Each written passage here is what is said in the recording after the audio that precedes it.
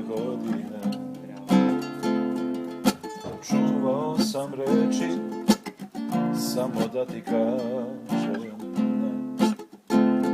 Ti potrošila si sve dobre prilike, sad se vraćaš meni, zato bolje kreni, jer i ja sam potrošen, račun ugašen, i tu staru tebe